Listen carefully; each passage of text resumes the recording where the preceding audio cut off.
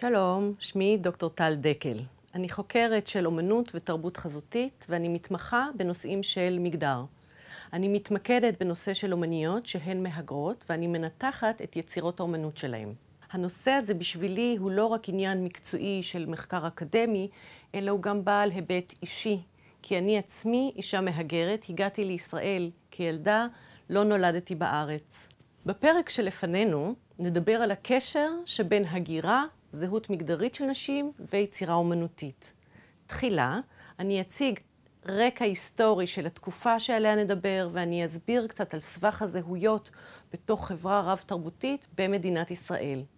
ביחידות הבאות אני אביא דוגמאות של אומניות ספציפיות, ודרכן נראה איך הדברים האלה מתרגמים בפועל ביצירות אומנות. מהם הנושאים שבהם אומניות מהגרות עסוקות? איך בדיוק האומנות שלהן עוסקת בזהות יהודית וזהות נשית? באילו סגנונות אומנותיים ואמצעי מדיה הן עושות שימוש? בפרק הזה יהיו 3 יחידות שיוקדשו לאומניות יוצאות ברית המועצות לשעבר, ו3 יחידות שיוקדשו לאומניות יוצאות אתיופיה.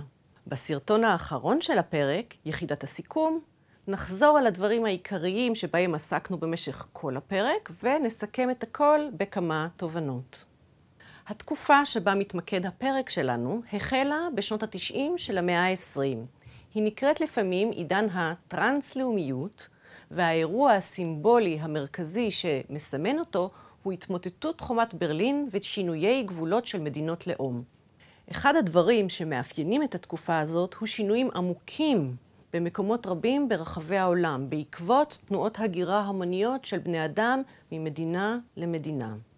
ההגירה העולמית נמצאת על סדר היום הציבורי והפוליטי ברוב מדינות העולם, והיא זוכה לנראות גבוהה. בני אדם מהגרים מסיבות מגוונות. יש מי שבוחרים לעבור ולחיות במדינה החדשה מתוך תקווה לחיים טובים יותר. יש מי שנאלצים ונאלצות לברוח, להפך לפליטים פוליטיים. ויש גם כמויות עצומות של מהגרי ומהגרות עבודה שמגיעים לארץ אחרת למטרות פרנסה, לרוב לתקופה מוגבלת בזמן ומתוך כוונה לחזור לארץ המוצא. אז, האם יש הבדל בין טרנס-לאומיות לגלובליזציה? האם יש לשני המונחים האלה אותה המשמעות? ואיך שניהם קשורים לאומניות היהודיות שפועלות בישראל? בואו נגדיר בקצרה את המונחים האלה, גלובליזציה וטרנס-לאומיות. גלובליזציה היא מונח שמכוון למגמת ההתרחבות, ההאצה וההעמקה של הקשרים התרבותיים והכלכליים בין מדינות שונות, וגם בין חברות ליחידים, באופן שיוצר שילוב של תרבויות ותנועות פוליטיות מכל העולם.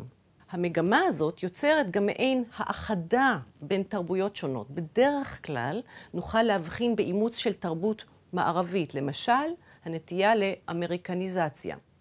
המונח טרנס-לאומיות, בניגוד לגלובליזציה, לא עוסק רק במבט העל שמנסה לאתר את המגמות הרחבות של שינוי תרבותי ופוליטי, אלא הוא גם מוסיף את נקודת המפגש של חוויית ההגירה האישית לחשיבה על אודות התנועה העולמית הכללית של מהגרות ומהגרים.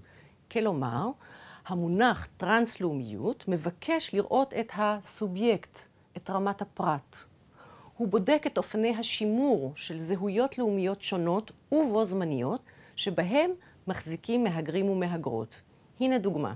אישה או גבר טורקיים שהיגרו לגרמניה יעדיפו פעמים רבות להזדהות כטורקים גרמנים. כלומר, להמשיך ולהחזיק בשתי הזהויות הלאומיות שלהם. לא לוותר, לא למחוק את זהותם הקודמת.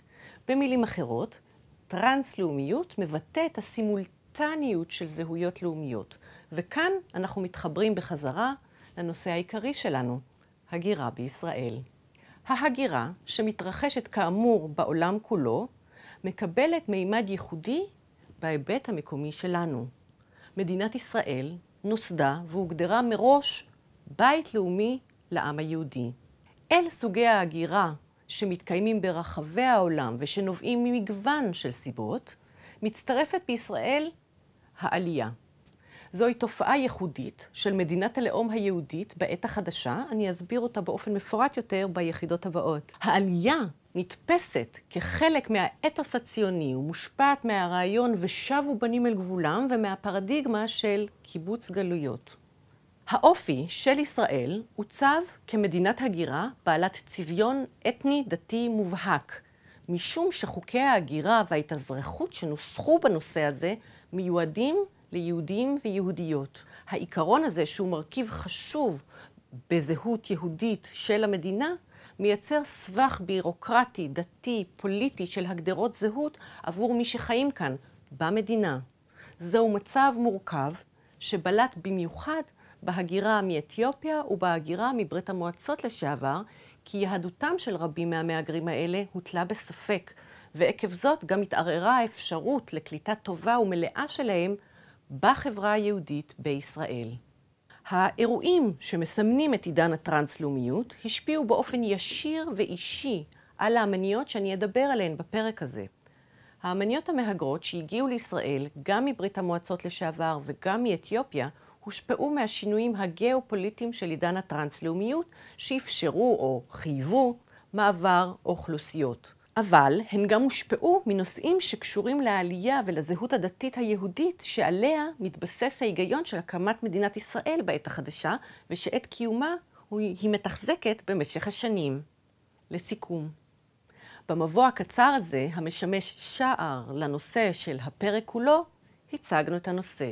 אנחנו נדבר על אומניות מהגרות שיוצרות עבודות אומנות שעוסקות בזהות הדתית והמגדרית שלהם. אני אתייחס ליצירות שנעשו בשני העשורים האחרונים, כלומר יצירות מהמאה ה-21.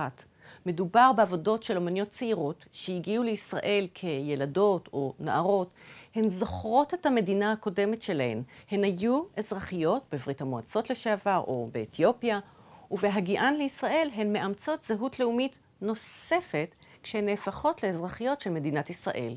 נשים כאלה מאופיינות במונח הסוציולוגי דור 1.5, כלומר הן לא דור ראשון שהגיע בוגר לגמרי והן לא דור שני שנולד במדינה החדשה ולא הכיר את מדינת המקור. הן ממוקמות באמצע, דור 1.5. הן מקיימות זהות טרנס-לאומית שמשמרת שתי זהויות לאומיות בו זמנית. ערבוב הזהויות הזה מצטרף לתהליך ההכרחי של גיבוש הזהות המגדרית שלהן, מעבר מהיותן ילדות להיותן נשים, וגם אותו הן נאלצו לבצע מיד אחרי שהגיעו לארץ. תהליך שינוי הזהויות הושפע גם מיחס החברה שסביבן לזהות הדתית שלהן. במדינת המקור שלהן הן היו חריגות ויותר מדי יהודיות, ובמדינת הקליטה, ישראל, הן חריגות ולא מספיק יהודיות. על כל זאת ועוד אנחנו נדבר בפרקי שיעור מספר 7, אז בואו נתחיל.